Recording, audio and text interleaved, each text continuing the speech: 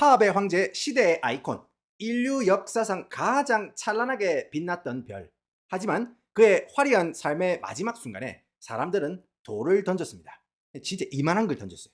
세상을 치유하는 아름다운 목소리와 경이로운 춤 실력으로 전 세계를 감동시켰지만 정작 마지막 순간에는 미성년자에게 부적절한 행동을 한 괴물로 낙인 찍혔습니다.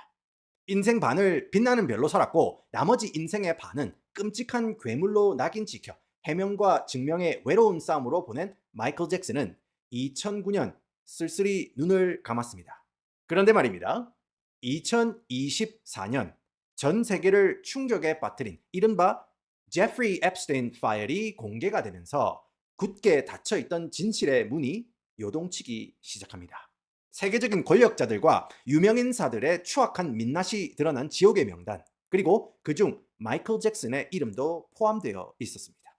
하지만 마이클의 이름만큼은 우리가 알고 있던 그 의미와 완전히 달랐습니다. 권력자들의 추악한 시스템의 일부가 되지 않기 위해 어둠과 치열하게 싸워야 했던 마이클 잭슨의 이야기가 공개되면서 그간 우리가 범죄라고 믿어왔던 그의 기행들이 사실은 끔찍하고 역겨운 권력자들에게서 아이들을 보호하려고 한 순수한 동기였다는 해석이 현재 미국에서 주목받고 있습니다. 오늘은 끔찍하고 불우한 어린 시절 뒤 찬란하게 빛나는 그의 커리어와 성공, 그리고 엄청난 성공 후 권력에 부역하지 않기 위해서 그가 겪어야 했던 끔찍한 오명에 숨겨진 이야기들을 비롯해서 최근 재조명되고 있는 그에 대한 해석을 두 편에 걸쳐서 블록버스터로 한번 말아드리겠습니다. 아무래도 팝 역사상 미국 대중문화에 있어서 핵심적인 인물에 대한 썰을 말아드리는 거니까 오늘은 일부 마이클 잭슨의 어린 시절부터 가장 빛나는 성공의 이야기를 먼저 말아드리고 2부에서는 마이클 잭슨의 추락, 그리고 마이클이 감당해야 했던 권력의 억압, 그리고 새롭게 밝혀지고 있는 주장들, 그런 것들을 제가 차례로 말아드리겠습니다.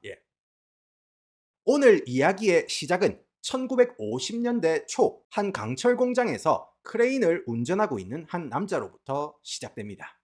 이 남자의 이름은 조 잭슨으로 권투 선수를 지망했지만 성공을 거두지 못하고 크레인 운전사로 일하면서 생계를 꾸리고 있었습니다. 1900년대 초에 노예 제도가 폐지가 되고 난 후에 노예 플랜테이션이 있었던 남부에서 탈출을 한 흑인들이 동부, 서부, 북부 이런 대도시의 공장에 취직을 하기 위해서 대이동을 해오게 됩니다. 당시에 도시로 이주해온 흑인들은 살아남기 위해서 농장에서 일하는 대신 공장에서 일을 하게 되고 취직을 하게 되는데 조 잭슨의 가족도 그중 하나로 강철 공장에서 일을 하게 된 겁니다. 그래가지고 힘들고 고된 노동으로 지친 몸과 마음을 달래는 방법은 노래를 부르고 기타를 치는 것이었습니다.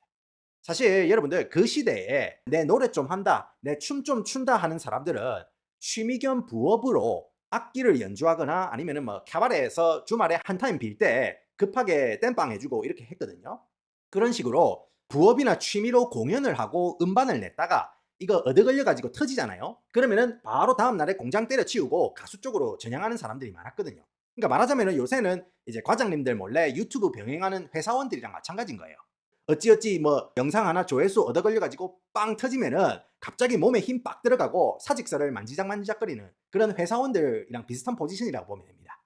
아무튼 조 잭슨도 그렇게 공장 일도 하고 취미로 악기도 다루고 노래도 부르다가 첫 번째 장가를 가요. 근데 여러분들 조 잭슨이 진짜로 성격이 아주 발족 같았어요. 발족입니다. 요게 아니고. 그래서 이 양반이 결혼하고 얼마 안 가서 이혼을 합니다. 그런데 말입니다. 1948년 당시 캐서린이라는 언니가 조 잭슨의 마음에 이렇게 들어오게 됩니다. Beautiful light, 난 너의 곁에 있을게 하면서 둘이 눈이 맞은 거예요. 그래가지고 캐서린 언니는 2살 때 소아마비에 걸렸거든요. 그래가지고 어릴 때부터 건강상으로 참 쉽지가 않았어요. 쉽지 않은 삶을 살아온 언니인데 굉장히 차분하고 참을성이 상당한 언니였습니다. 그리고 이 언니가 뭐 악기 다루는 재능이 상당했거든요. 근데 뭐 부잣집 딸내미라 가지고 집에 악기가 여러 개 있고 그런 게 아니고 어릴 때부터 흑인 교회를 부지런하게 댕기면서 피아노도 치고 첼로도 털고 뭐 클라리넷도 기가 막히게 불고 그랬거든요. 아무튼 이렇게 성격이 아주 발족 같은 조 잭슨과 정반대의 성격의 차분한 캐서린은 1949년에 결혼을 하게 됩니다. 당시 조 잭슨이 21살이었고 캐서린 아지매가 19이었거든요. 1950년에 공장 바로 옆에 잭슨 스트리트이라는 도로변에 있는 19평 방 2칸짜리 작은 집을 구입합니다. 근데 여러분들 집터가 얼마나 좋았는지 진짜로 심으면 심은 대로 자라는 거예요. 조 잭슨이랑 캐서린이랑 이 쪼매난 집에서 애를 10명을 낳습니다. 그죠? 축구팀 만들 거예요. 예, 그죠? 시원시원하게 예, 그렇게 애기들이 태어났거든요. 자, 차례대로 머린, 라비, 제키, 티로, 저메인, 라토야 그리고 쌍둥이 마릴린이랑 브랜든이 태어났는데 브랜든은 안타깝게 태어나자마자 천사가 됐습니다. 그리고 다음에 태어난 게 바로 오늘의 주인공 마이클 잭슨인 겁니다. 그 뒤로 이제 랜디 잭슨, 제넷 잭슨 이렇게 태어나거든요. 아무튼 16년 동안 캐서린 아지매가 아기 10명을 낳아요. 그러면은 이 언니가 5년 정도 제외하고 항시 2인분을 잡숴야 할 정도로 한 번도 힘든 그 임신을 갖다가 그렇게 오랜 시간 해온 겁니다. 대단하다 그죠? 그리고 애들이 집이 워낙 좁으니까 2층 침대에 꾸깃꾸깃 구겨져 가지고 잠도 자고 아니면은 뭐 먹을 거 있으면은 한 입이라도 더 먹을 거라고 아주 전투적으로 컸습니다. 집이 이렇게 복작복작하니까 조 잭슨 성격에 고만고만 그 애들 기저귀 갈아주고 뭐 설거지도 한 번씩 도와주고 뭐 김치도 같이 담그고 그러면서 집에 붙어 있으려고 하겠습니까? 당연히 애들 피해서 도피할 명분을 찾다가 친동생이랑 R&B 그룹 The Falcons를 결성합니다. 어쩌다 마주친 그저 송골매를 결성을 한 거예요. 근데 조 잭슨이 어느 정도 실력이 괜찮았는데 뭐 레코드 계약을 따낼 정도로 그렇게 압도적인 실력은 아니었어요. 예. 그냥 뭐 동네 카바레 이런 데서 세션으로 몇 카트 이렇게 돌고 푼돈 받아오는 그런 정도였거든요. 뭐 푼돈이지 그냥 말 그대로 그냥 연주 핑계로 꽁수를 얻어먹고 댕기겠다는 거예요. 예. 그리고 뭐 애들 도피 목적도 있는 거고.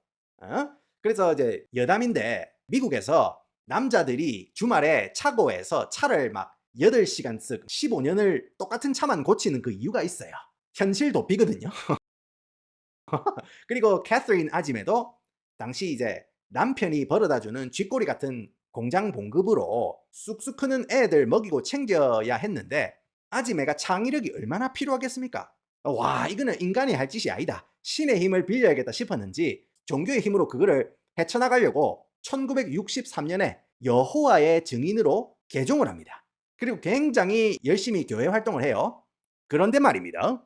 하루는 티토가 아버지가 일하러 간 사이에 그 타이밍에 장롱 안에 있던 아버지 기타를 몰래 쓱 꺼내가지고 연주를 띵땅거려 봅니다. 왜 몰래 이거를 꺼내냐면은 괜히 아버지한테 기타를 가르쳐 달라고 찔락거렸다가 아버지가 내구성 테스트를 하는 게 무서워가지고 혼자 라디오에서 흘러나오는 노래를 듣고 이렇게도 쳐보고 저렇게도 쳐보면서 음을 따라서 치고 이런 식으로 독학을 하게 됩니다.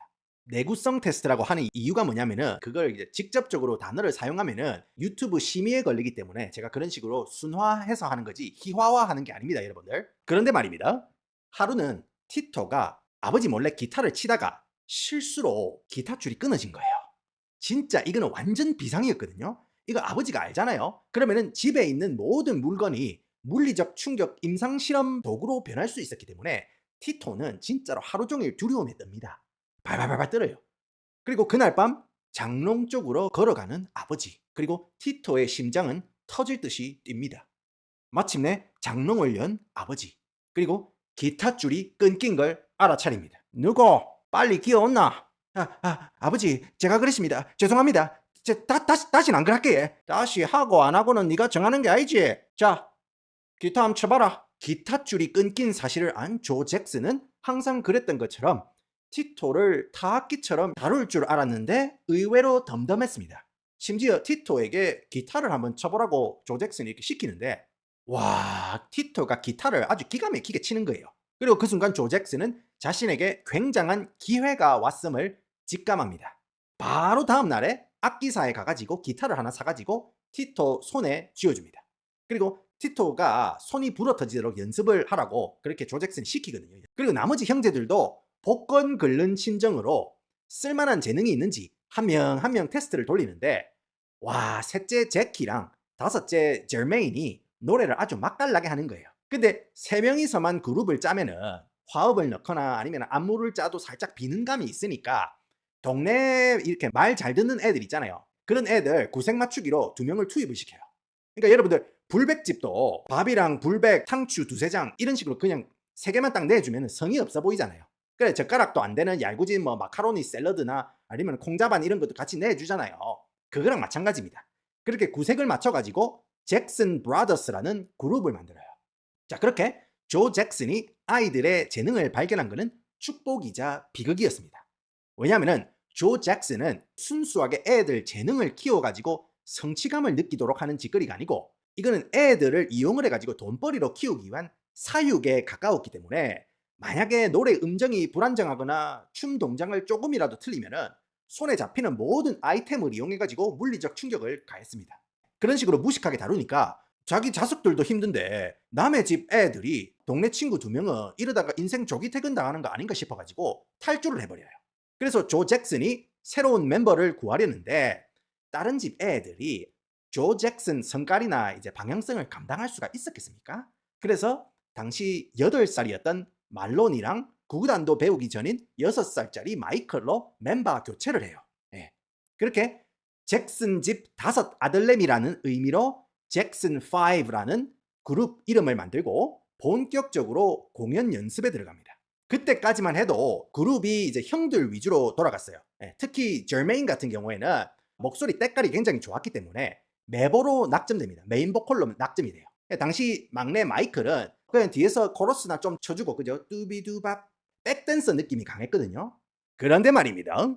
그룹 내에서의 입지와 상관없이 마이클의 재능은요, 주체를 못하고 삐죽삐죽 새어나오는 거예요. 당시 초등학교 장기자랑이 있어가지고 마이클이 단독으로 공연 준비를 하는데, 와, 일단 이 친구가 춤을 추는데 이 춤선 자체가 다른 거예요. 예전에 여러분들 전설적인 가수 중에 제임스 브라운이라는 양반이 있었어요. 제임스 브라운. 우리 부모님 세대는 잘 알 겁니다. 이 양반이 뭘로 유명했냐면은 노래를 이제 맛깔나게 하다가 I feel good 몇 바퀴 팍 돌고 갑자기 다리를 앞뒤로 쭉 찢고 이렇게 주저앉는 춤을 추는 양반이 있어요. 아우 하면서 이렇게 막 다리를 쭉 찢는 그런 춤을 추는 양반이 있었거든요. 그 양반이 춤추는 춤이나 끼 부리는 거를 마이클이 그대로 카피를 해서 추는데, 와, 진짜로 잘하는 거예요. 예. 아무튼 이 잭슨 형제들이 지역에 있는 고등학교에서 열리는 장기자랑 대회에 나갔는데 거기서 1등을 하는 거예요. 그리고 아버지 조 잭슨은 이거 계산기를 딱 두드려 보니까 지 애들보다 재능 있는 애들이 없는 거예요. 예, 이거는 진짜로 적수가 없겠다 싶어가지고 잘하면 얘네들로 엄청난 재미를 볼 수 있겠다, 그런 생각이 듭니다.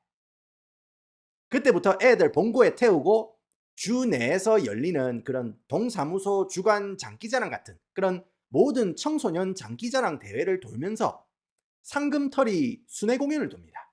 그리고 참가하는 모든 대회에서 정말로 압도적인 1등을 하는 거예요. 심지어 이 양반은 아직 미성년자인 애들, 그러니까 심지어 마이클은 그때 9살인가 그랬는데 반지 빼고 연애하러 온 어른들이 즐비한 그 캐바레에서 공연을 시키는 거예요, 애들을. 이제 마이클은 9살인가 그랬는데. 심지어 언니들이 실오락이 하나도 안 걸치고 댄스를 추는 스트립 클럽에서 중간중간에 언니들이 화장 고치고 이제 컨디션 조절할 때 나와가지고 공연을 뛰게 할 정도로 진짜로 희한했어요. 그리고 이런 유흥주점이나 술집에서 공연할 때 보면은 꼭 술 처먹고 반쯤 꽐라가 된 어른들이 잭슨5 애들 공연할 때 무대 위로 막 병도 던지고 뭐 한참 공연하고 있는데 저쪽에 뭐 3번 테이블 쪽에서 곤드레 아재랑 만드레 아재랑 시비가 붙어가지고 치고받고 싸우는 것도 보고, 어린 나이에 마이크와 형제들은 너무 일찍 어른들의 세계를 경험하게 됩니다. 그리고 조 잭슨은 이제 애들 실력이 어느 정도 궤도에 올라왔으니까 진짜 배기 묵직한 대회에 한번 도전을 해보자는 그런 야심이 생긴 거예요. 그래서 정말로 흑인 문화의 중심지라고 할 수 있는 뉴욕 하렘 아폴로 극장에서 열리는 아마추어 나이트를 도전을 해보기로 합니다. 아마추어 나이트. 당시 백인들이 주도하고 있는 연예계에서 그나마 흑인들에게 주어지는 유일한 무대였고, 여기서 인정을 받으면 백인들 틈바구니에서 그나마 이름을 알릴 수 있는 최고의 기회였습니다.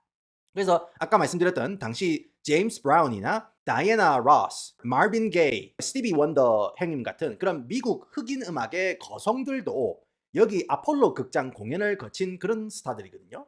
그렇기 때문에 여기 공연에서 인정을 받으면은 앞길이 낭낭하게 닦이는 건데, 문제가 뭐냐면은 이 아폴로 극장의 관객들이 아주 살발합니다. 살발해. 여기는 집행자 시스템이라고 해가지고 만약에 공연이 시원찮잖아요. 그러면은 공연 중간에 갑자기 집행자가 나타나가지고 조인트를 까면서 가수들을 무대 밖으로 걷어차버립니다. 예. 그래서 관객의 호응이라든지 반응이 엄청 중요했거든요. 그리고 공연을 앞두고 조 잭슨은 승부수를 던집니다.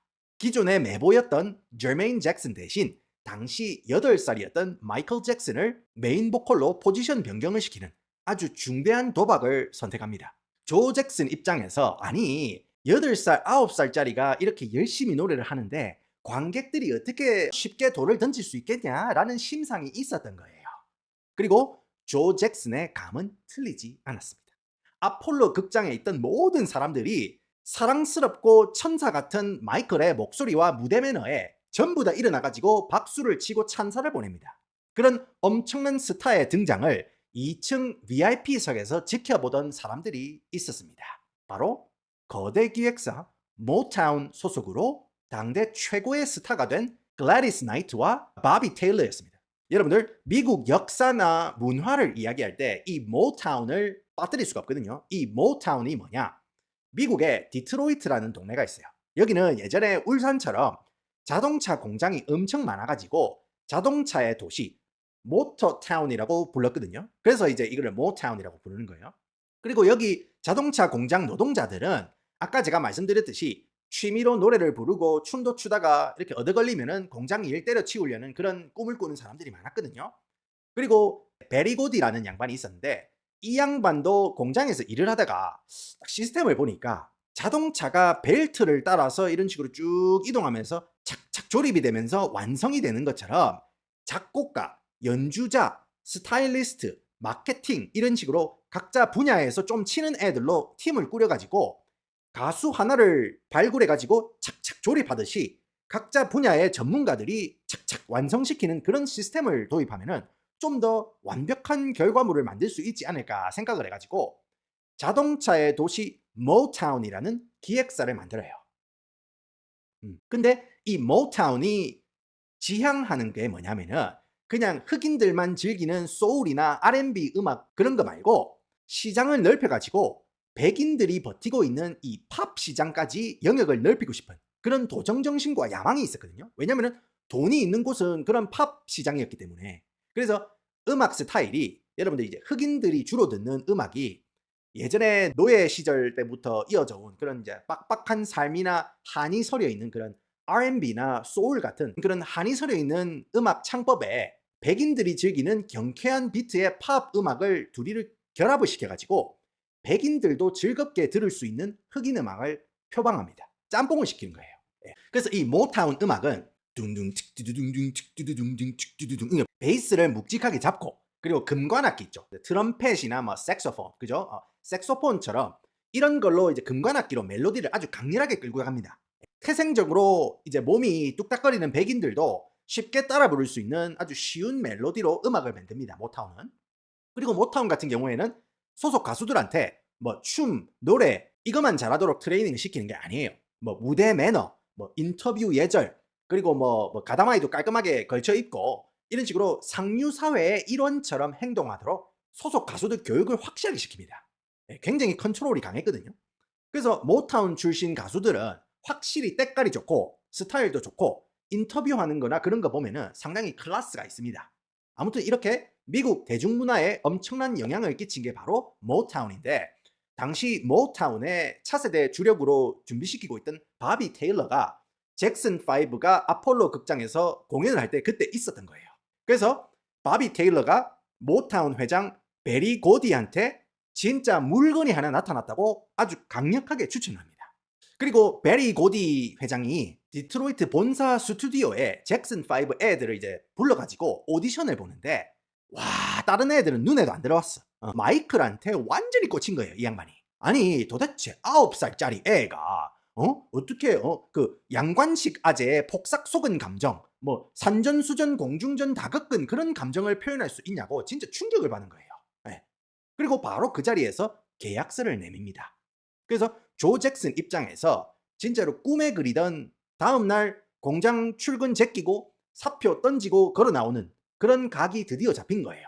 그래서 계약서도 안 읽어보고 그냥 뒤도 안 돌아보고 모타운하고 계약을 한 다음에 바로 잭슨 가족을 미국 연예계의 본진이라고 할 수 있는 캘리포니아로 이주를 시킵니다. 모타운에서. 이전에 여러분들 공장 옆에 구겨져서 살던 집하고는 완전 사이즈도 다르고 수영장도 딸려있는 아주 깔쌈한 집에 임시로 가족들이 머물 수 있도록 어레인지먼트를 닦아줍니다. 그런데 실제 모타운은 사실은 이제 잭슨 형제들 전부 다한테는 별로 관심이 없었어요. 예. 사실은 마이클한테 가장 큰 관심이 있었거든요.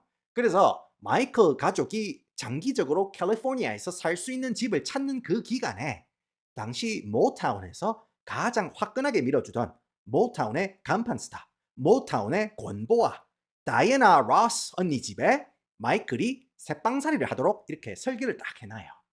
그래가지고 다이애나 선배가 이미 모타운 그 시스템을 거쳤고 그리고 가장 잘 나가는 결과물이었으니까 그 당시에 마이클이 다이애나 언니가 어떤 식으로 이런 식으로 무대를 하고 어떤 식으로 인터뷰를 하고 어떤 식으로 관리를 하는지 그런 거를 쫙 전수를 받습니다. 그리고 모타운은 마이클의 신동 이미지를 그거를 부각시키기 위해서 원래는 그때 마이클이 9살이었는데 7살로 나이를 속여요. 그렇죠. 원래 모타운은 1년 정도는 트레이닝을 시키고 데뷔를 시키거든요. 잭슨 5, 특히 마이클 잭슨 같은 경우에는 이미 준비가 다 된 완성형 신인이라는 그런 계산이 있었어요. 그래서 마이클의 신동 이미지 약발이 떨어지기 전에 그룹을 빨리 데뷔를 시켜야겠다는 생각으로 계약 2개월 만에 바로 잭슨 5 데뷔 싱글을 내줘요. 그게 바로 1969년 10월에 발매된 Oh baby give me one more chance I want you back이라는 전설의 곡을 탄생시킨 겁니다. 발매 직후에 바로 빌보드 1위를 꿰차면서 잭슨 매니아 열풍을 일으키고 심지어 후속곡 ABC라는 곡은 비틀즈의 Let It Be를 까고 1위에 등극하면서 비틀즈 시대를 강제로 끌어내리고 잭슨 5의 시대를 여는 기염을 토합니다. 그리고 이제 여러분들 이 잭슨 5의 노래를 들어보면은 전형적인 모타운 음악, 그러니까 흑인들 특유의 한이 담겨 있는 가사와 창법을 갖다가 백인들의 굉장히 경쾌하고 희망찬 리듬에 담는 거예요. 그러니까 이때 미국인들이 모타운 음악에 느끼는 감정이 어떠냐면은 우리로 치자면은 옛날에 코요테나 터보 노래가 그렇거든요. 이제 움직일 수 없어 너의 뒷모습에 너무도 달라진 표정 엄청 진지하고 마음 아픈 가사인데 나나나나 엄청 신나잖아요 노래가. 근데 이제 가사는 굉장히 구슬프잖아요. 그거랑 똑같은 거예요. 마이클 잭슨의 어떤 그 특유의 간절하고 처절한 감정선이 그런 흥겨운 가락에서도 그대로 뚫고 나온다는 거예요. 그대로 전달이 된다는 거예요. 그리고 모타운은 여러분들 그런 나이에 맞지 않게 깊은 마이클의 감정선을 극대화시키기 위해서 발라드 곡을 내거든요. 잭슨 5 발라드 곡. 그 발라드 곡이 뭐냐? Just call my name, I'll be there, I'll be there, I'll be there. 청결과 뒷문 건강에 앞장서는 곡이 이 곡이라는 거예요. 비데, 그죠? 이번 특별 할인 기간에 꼭 비데를 사셔야 합니다. 뭐 이런 거예요. 그죠? I'll be there이라는 곡까지 데뷔 후에 연작으로 4곡을 냈는데 전부 다 빌보드 1위를 찍는 그야말로 팝 역사상 전무후무한 대기록을 씁니다. 뿐만 아니라 마이클은 11살에 차트 정상을 찍은 최연소 슈퍼스타가 됩니다. 그렇게 캬바레나 스트릿클럽에서 노래를 하던 그런 11살의 마이클은 약 6개월 만에 미국 최고의 가수 중에 한 명이 된 겁니다. 물 들어올 때 노를 저어야죠, 그죠? 당시에 도시락통, 뭐 이불, 잡지, 그냥 뭐 인쇄집에서 잭슨 5 애들 붙일 수 있는 물건에는 전부 다 잭슨 5의 얼굴을 발라가지고 인쇄를 해서 팔고 심지어 잭슨 5가 애니메이션으로도 만들어졌습니다. 예. 그 예전에 H.O.T 있죠. H.O.T 처음 떴을 때 뭐 브로마이드, 뭐 음료수 캔, 뭐 아이스크림, 심지어 애니메이션, 모자, 뭐 실내화 뭐 장난이 아니었잖아요. 예. 근데 그거 원조가 잭슨 5라고 보시면 됩니다. 예. 그렇게 아이돌로 완전히 미국을 장악했거든요. 그렇게 전국을 돌면서 주 경기장 공연을 뛰는데 공연마다 매진의 매진을 일으키면서 센세이셔널한 인기를 얻게 됐고 그 중심에는 항상 마이클이 있었습니다. 네. 예전에 한국에도 각 아이돌 그룹 메인 보컬들이 콘서트 때 뭐 솔로로 한 곡씩 시원하게 뽑잖아요. 예, 뭐 강타 씨도 뭐 콘서트 나와가지고 그죠? Wherever you go, whatever you do, I will be right here waiting for you 하면서 그 리처드 막스라는 그 가수 노래도 솔로로 부르고 이랬거든요. 강성훈 씨, 그죠? 청담동 사는 강성훈 씨, 그 양반도 뭐 콘서트 때 한 번씩 이제 솔로로 부르고 이랬잖아요. 기획사에서 메인 보컬들을 따로 돌려가지고 최대한 뽑아 먹으려고 하잖아요. 그죠? 마이클도 마찬가지였습니다. 12살이 된 71년에 솔로 데뷔 싱글 Got to Be There를 발매하는데 이거는 1위는 못했어요. 그런데 이거 기획사 입장에서 마이클 혼자 행사를 돌리니까 이거 경비도 얼마 안 들고 봉고차로 스케줄 하던 거 그냥 다마스로 돌려도 되니까 기획사 입장에서는 개꿀인 거예요. 식비도 별로 안 들고 이러니까. 그래서 후속곡으로 벤이라는 노래를 냅니다. 이 곡도 마이클의 애절한 목소리를 강조하는 발라드였어요. 그런데 진짜 너무 애절하고 구슬픈 거예요. 바로 차트 1위를 하면서 잭슨 형제들 없이도 차트 1위를 혼자서 찍을 수 있다는 것을 증명하는 역사적인 순간이 된 겁니다. 그런데 말입니다. 여기서 균열이 생깁니다. 여러분들 이때가 70년대 아닙니까? 그야말로 야만의 시대였거든요. 조 잭슨 옹이 모타운이랑 계약을 할 때 음반 수익 뿜빠이를 2% 뭐 3% 사이로 계약을 했거든요. 3% 사이 뭐 그러니까 행사 뛰고 만약에 막 100만 원을 받았다. 그러면은 2만 원, 3만 원 할당을 받는 거예요. 그것도 아버지랑 애들 6명이서 뿜빠이를 해야 되거든요. 근데 조 잭슨이 애들 챙겨주겠어요? 아니거든요. 지 혼자 다 닦아먹겠죠. 게다가 모타운은 녹음 비용, 뭐 마케팅 비용, 투어 지원비 전부 다 회사에서 부담을 하기 때문에 회사가 투자금을 회수하기 전에는 가수한테 수익 분배를 안 하는 구조로 완전히 양아치 짓을 했거든요. 아니 회사에서 야 우리 돈 이 정도로 들여가지고 너희들 지금 성공시킨다고 우리 지금 회사 투자금 회수하기도 바쁘다 이렇게 둘러서 말하면은 알게 뭡니까? 그죠? 그리고 판촉물 있죠 여러분들. 굿즈 이런 거 수익도 전부 다 모타운 소유 라이센스 업체가 닦아간 거예요. 그러니까 얘들이 판촉물로 걷어들인 수익을 갖다가 라이센스 업체가 물어가는 거예요. 근데 사실 이거는 모타운 소속인 거예요. 그뿐만 아닙니다. 잭슨 부자들도 이미 계약을 이렇게 개떡같이 한 거 어쩔 수 없으니까 그래도 그 계약 내에서 어떻게든 돈을 더 닦아먹고 싶어가지고 굉장히 창의적으로 접근을 했습니다. 마이클이랑 랜디 있죠, 랜디. 얘네들이 작곡을 할 줄 알았는데 직접 작곡한 곡으로 활동을 하게 되면은 마이클이랑 랜디 통장으로 저작권료가 따로 꼽힐 거 아닙니까? 그래서 베리 고디 회장한테 잭슨 애들이 작곡한 곡으로 활동할 수 있게 그렇게 해달라고 요청을 했어요. 근데 그때마다 베리 고디 회장은 무조건 모타운이 작사 작곡한 곡으로 활동을 해야 한다고 완전히 수익 구조를 독점을 하는 겁니다.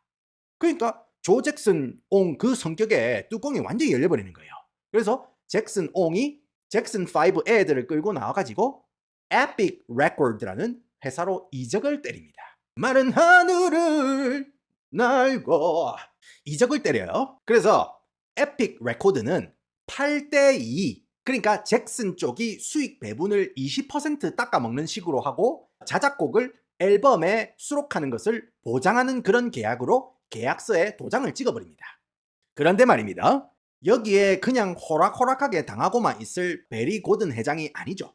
당시 베리 고든한테 헤이즐이라는 딸이 있었어요.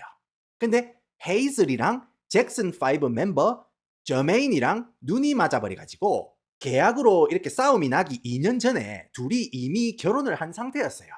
그래서 이렇게 계약 관련해가지고 분쟁이 일어나니까 베리 고든이 사위인 저메인한테 야, 너 내 딸 데려갔으니까 너 여기 가만히 있어. 알았어? 한 거예요. 그래가지고 저메인을 탈퇴를 시켜가지고 모타운에 남게 하고 그 다음에 조 잭슨이 잭슨 5라는 이름을 못 쓰게 작업을 쳐버려요. 그 때문에 에픽으로 이적한 마이클이랑 형제들이 더 잭슨즈로 이름을 바꿔야 했고 탈퇴한 저메인 대신에 막내 랜디 잭슨을 투입을 시켜요.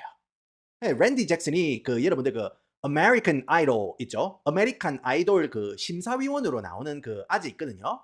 요 수염 요만 딱 기르고 머리 빡빡 밀고 백대가리 한 그 양반이 있거든요. 그 양반이 사실은 맥락이 있는 양반입니다.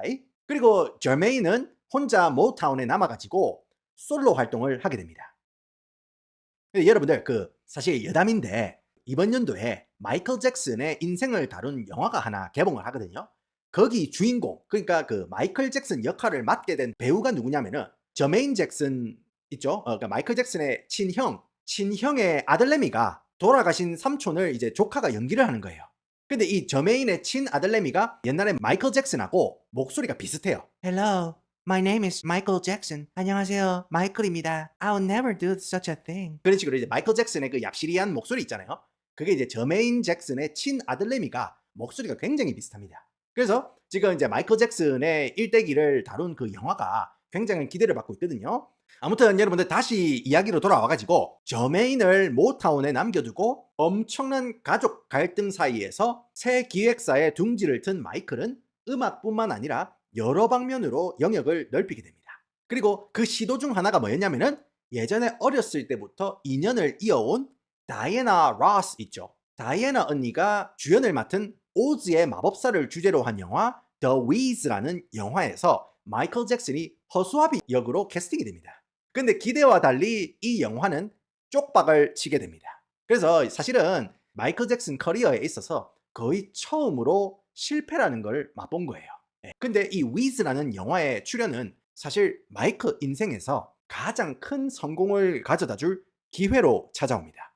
사실 마이클이 에픽이라는 기획서로 이적을 하고 약간 걱정이 있었어요. 왜냐? 마이클이 이제 나이가 17이 돼버리니까 이제 수염이 생기기 시작하고 변성기가 온 거예요. 그래가지고 원래는 완전히 미성의 마이클의 목소리가 살짝 변한 거예요. 그래서 원래 이런 식으로 가수들이나 연기자들이 변성기가 오고 몸에 변화가 오고 외모에 변화가 오는 이 타이밍에 아역 스타 꼬리표를 떼고 기존에 해왔던 이미지를 버리고 한 단계 탁 치고 나갈 그런 뭔가가 필요하잖아요. 마이클도 마찬가지였거든요. 그래서 마이클도 강력한 한 방이 필요했습니다. 그런데 마이클이 프로듀서로 함께 작업을 하고 싶은 양반이 한 명 있었습니다. 바로 재즈 음악과 영화 음악의 거장 퀸시 존스였습니다. 퀸시 존스가 동네 저가 피자집 이름 같아가지고 별 볼 일 없는 양반처럼 이렇게 들릴 수가 있어요. 퀸시 존스 하니까. 사실 여러분들 퀸시 존스는 미국 대중문화나 이 팝에 대해서 이야기를 할 때 절대 빠질 수 없는 역사적인 인물입니다. 근데 당시만 해도 이 양반은 이제 재즈 음악을 하는 양반이었거든요. 그래서 처음에는 이제 마이클이 퀸시를 프로듀서로 영입하고 다음 앨범 작업을 같이 하고 싶다고 기획사에 이렇게 이야기를 했을 때 에픽 쪽에서는 결사반대를 했어요. 왜냐? 퀸시 음악 스타일이 너무 올드하다는 거예요. 근데 이제 마이클도 20살이 됐고 이제 앞가림 할 때가 됐습니다. 그렇게 학고방이 아니에요 이제. Hey, I need Quincy. 자기 목소리도 낼 줄 알고 보통 내기가 아닙니다 이제. 그래서 마이클은 무조건 퀸시로 가야 한다고 설득을 합니다. 그리고 끝내 퀸시 아재랑 같이 작업을 하게 됩니다. 그리고 마이클 동생 랜디도 상당히 감이 괜찮았거든요. 그래서 마이클이 랜디도 같이 투입을 시켜가지고 둘이 적극적으로 곡을 만드는데 참여를 합니다. 근데 하루는 마이클이랑 랜디가 같이 집에서 곡 구상을 하다가 옛날에 그 언니들 많이 마시는 그 초록색 탄산수 병 있죠? 그 이탈리아 그 탄산수 병. 팔에다 백 하나 딱 걸치고 손에 싹 들어주는 그 초록색 탄산수 병 있잖아요. 그 유리병을 갖다가 막대기로 이런 식으로 막대기로 두드리면서 놀고 있었어요. 근데 숟가락으로 병을 치는 소리가 이거 꽤 괜찮은 거예요. 그래가지고 실제로 이 병을 치는 소리를 녹음을 한 다음에 성인이 된 이후에 처음 발매한, 그리고 퀸시 존스와 함께 작업한 첫 앨범 제1 수록곡으로 넣게 되는데 그 곡이 바로 1979년에 발매한 Don't Stop Till You Get Enough, Don't Stop Till You Get Enough이었고, 또 다른 곡 I Wanna Rock With You All Night, Rock With You가 수록된 그 앨범이 바로 전설의 앨범 Off the Wall이었던 겁니다. 사실 이 앨범은요, 당시 기획사가 우려했던 퀸시의 음악은 너무 올드하고 철진한 음악이라는 우려와는 완전히 다르게 당시 유행했던 디스코, 펑크, 팝, R&B 장르, 그러니까 굉장히 세련되게 이런 모든 장르를 버무리면서 그야말로 팝에서 두고두고 교과서로 해자되는 혁신적인 앨범이 탄생된 겁니다. 그리고 당시 애절하고 절절한 보이스 원툴이라고 폄하를 받기 시작했던 마이클이었는데 과감하게 목소리에 힘을 빼고 자유자재로 멜로디에서 가성으로 음을 타고 드리블을 치면서 굉장히 완벽한 음악적 변신을 성공을 합니다. 여러분들 여담이지만은 당시에 타이틀곡 이름이 Don't Stop Till You Get Enough였거든요. Don't stop till you get enough. 이거를 의역을 하면은 홍콩에 도착할 때까지 멈추지 마 라는 의미로 유산소 운동을 떠올릴 수밖에 없는 그런 가사를 썼거든요. 그리고 I wanna rock with you all night. I wanna rock with you all night. 이 말은 밤새 너와 흔들고 싶어 이런 가사예요. 네, 밤새 너와 흔들고 싶어. 뭐 흔든다는데 뭐 고도리를 칠 건 아니잖아요. 그러니까 이게 굉장히 이제 유산소적인 그런 가사를 마이클이 파격적으로 쓴 거예요. 그전에는 굉장히 지고지순한 사랑을 노래했는데 그것 때문에 마이클 엄마 있죠. 그 조용조용한 캐서린 여사님이 마이클 등장에 돌려차기를 갈겼을 정도로 왜냐? 서린 여사님이 종교적으로 엄청 빡센 언니 아닙니까? 그래가지고 말대꾸 한번 안 하던 애가 갑자기 이런 남사스러운 가사를 쓴다고 야 이크라 니 엄마 교회 권사인 거 알면서 니 이래 남사스러운 가사를 쓰면 오야노 엄마가 이래가지고 위에 교회를 댕기겠노 가사랑 제목 바꿔라 하면서 난리였답니다. 근데 마이클은 엄마 이거 야리꾸리한 이야기 아니고 춤과 음악의 힘에 대한 이야기야. 엄마 어제 현대백화점에서 1200만 원 일시불로 긁은 거 내가 아무 말 안 했으니까 그냥 넘어가. 나 이거 바꿀 마음 없어. 이렇게 이야기를 한 거예요. 아무튼 이렇게 앨범이 전 세계적으로 2천만 장 이상 팔리는 진짜 대박이 터지면서 내심 마이클은 불가능에 대한 기대가 있었습니다. 그게 뭐냐면 그래미 시상식에서 올해의 앨범상을 받는 거였습니다. 사실 그래미 어워드의 대상은 누가 뭐래도 올해의 앨범상이거든요. 제일 끝발이 센 부문입니다. 사실 예전에도 뭐 스티비 원더라든지 아니면은 뭐 흑인 음악가가 올해의 앨범상을 받은 적은 있었지만 마이클이 이번에 도전하고 싶은 거는 백인들이 주류인 디스코 기반의 팝 음악을 흑인이 만들어서 흑인의 목소리로 낸다. 그리고 이걸로 올해의 앨범상을 받겠다. 그런 야심이 있었던 겁니다. 그런데 말입니다. 그래미에서 그의 마이클한테 그냥 최우수 남성 R&B 보컬상 하나 던져주고 올해 앨범상 후보에도 안 올려준 겁니다. 진짜 완전 굴욕적인 거든요. 그리고 빌리 조엘 아제한테 올해의 앨범상을 내줍니다. 빌리 조엘 아제는 이제 백인이죠. 그러니까 보통 가수들 같았으면은 기득권 백인들이 이악 물고 내를 끌어당기네 하면서 그냥 때려치울 건데 그날 수상좌절 소식을 들은 마이클은 호텔에서 분함의 눈물을 쏟아냈지만 이런 현실의 벽을 기폭제 삼아서 복수의 칼을 갑니다. 진짜 누구도 억까할 수 없는 감히 누구도 부정할 수 없는 완벽한 앨범을 만들기 위해서 마스터 플랜을 짭니다. 그 당시에 가요계가 어떻게 돌아가냐면은 당시에는 LP판 시절이었기 때문에 LP판에는 이렇게 물리적으로 한 면당 20분에서 22분 정도 홈을 파가지고 노래를 파넣을 수 있었거든요. 그러면은 앞면 뒷면 둘 다 쥐어짜내도 한 10곡에서 12곡 정도 담는 게 가장 이제 적절한 곡수였거든요.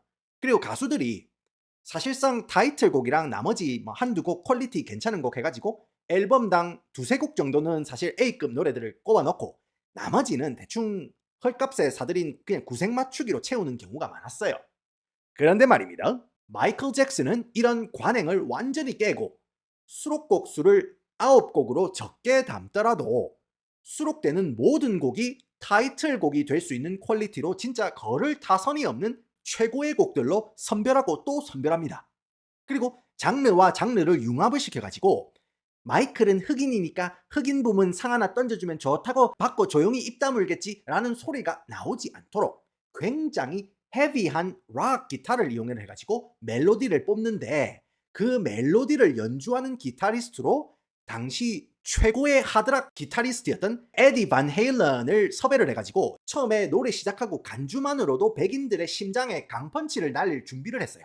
그리고 그 당시 30대 40대 팬층은 아직도 비틀즈의 향수에서 벗어나지 못하는 그런 세대였기 때문에 비틀즈의 폴 맥카트니와 같이 듀엣곡을 준비를 하고 자신의 정체성을 완전히 버리지 않겠다는 기존의 R&B 팬들을 위한 퀄리티 높은 곡들까지 진짜로 야무진 구성으로 앨범을 꽉꽉 채웁니다.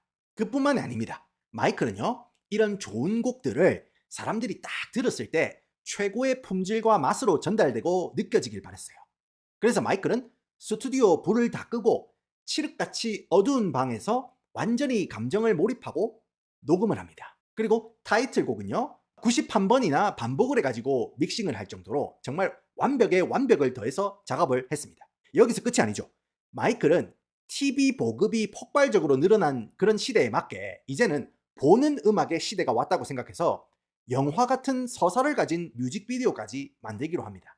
자, 이제 모든 준비는 끝났습니다. 1982년 11월 30일 마이클 잭슨의 앨범 Thriller가 발매됩니다. 앨범이 레코드점에 배치되자마자 엄청난 속도로 팔려나가기 시작합니다. 미국뿐만 아니라 전 세계가 마이클 잭슨 광풍에 휩싸였습니다. 그냥 단순히 노래가 좋다 수준이 아니고 사회적 현상이고 경제적 추앙이었습니다. 아까 제가 말씀드린 91번이나 반복해서 믹싱을 한 완벽의 타이틀곡은 바로 Billie Jean is not my lover, but kid is not my son. 전설의 빌리 진이라는 노래였고, 이제 아까 말씀드렸던 하드락 기타 멜로디, 백인들의 심장을 격파하기 위해서 만든 곡 They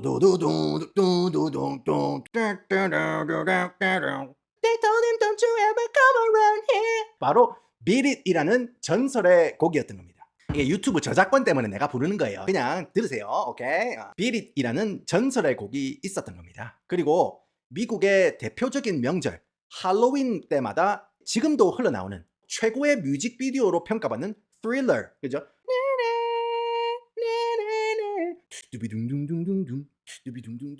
그죠?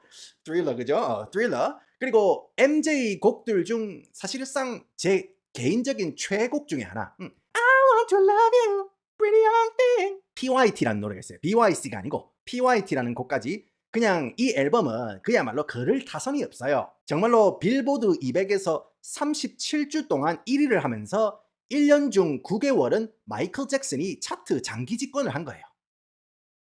그리고 이 앨범이 여러분들 위대한 이유가 뭐냐면은 백인들의 음악인 락이랑 흑인들의 음악인 R&B가 절묘한 조화를 이루고 장르 간의 경계를 완전히 허물었어요.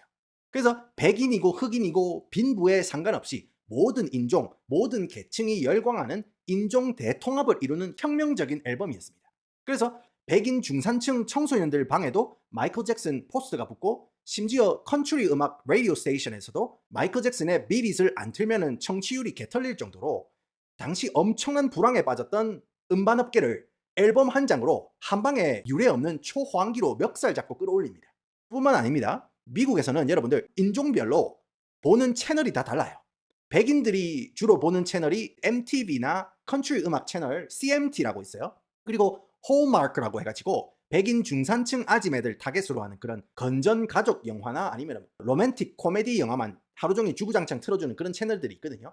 흑인들 같은 경우에는 BET, Black Entertainment TV라고 해가지고 흑인들 채널이 있는데 MTV는 사실 그 당시에 무조건 백인들 음악이나 뮤직비디오만 트는 그런 방송사였습니다. 그래서 마이클이 Thriller 앨범을 들고 나왔을 때 빌리 진이랑 Thriller 뮤직비디오가 그렇게 잘 뽑혔는데도 이악 물고 기싸움을 했어요. 어디 흑인 음악을, 흑인 뮤직비디오를 MTV에서 튼단 말이고 이러면서. 그런데 시청자들이 항의에 항의를 오지게 했거든요. 그래서 결국 MTV도 백기투항하고 마이클의 뮤직비디오를 가장 시청률이 높은 노른자 시간에 배치를 하게 됩니다. 이렇게 모든 인종의 벽, 차별의 벽, 계층의 벽을 실력으로 완전히 개박살을 내버립니다. 그러니까 마이클이 지금까지 대중음악에 존재하는 모든 신기록을 다 갈아치우는데 그중 단연 앞권은 바로 이 무대였습니다. 1983년 5월 6일에 NBC 방송사에서 모타운 레코드 25주년 기념 스페셜 방송을 기획했거든요. 그리고 당연히 마이클 잭슨도 초청이 돼가지고 무대를 배정받습니다. 그런데 이제는 예전에 카바레에서 취객들 앞에서 노래 부르다가 급히 캘리포니아로 넘어온 그 9살, 11살의 마이클이 아니죠. 전 세계 최고의 스타 중 한 명이 된 마이클은 4,700만 명이 동시에 시청을 하고 있는 무대에서 자신의 대표곡 빌리 진을 불렀습니다. 그리고 역사적인 광경이 펼쳐집니다. 바로 마이클 잭슨의 상징이라고 할 수 있는 달 위에서 걷는 듯 뒤로 미끄러지듯 춤추는 문워크를 생방송 TV 화면에서 처음 선보인 겁니다. 미안합니다. 테이블이 이게 그 대리석이 아니라 가지고 미끄러지지는 않았는데 근데 사실은 여러분들 문워크라는 게 마이클이 원조는 아니지만 마이클이 직접 말아주는 문워크는 그 퀄리티가 확실히 남달랐거든요. 그렇게 마이클 잭슨은 그냥 스타가 아니고 시대적 인물로 등극하게 됩니다. 그런데 말입니다.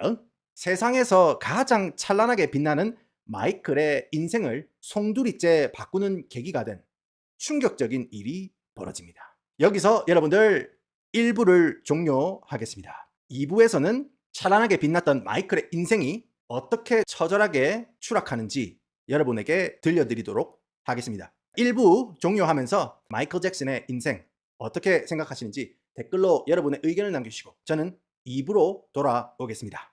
감사합니다.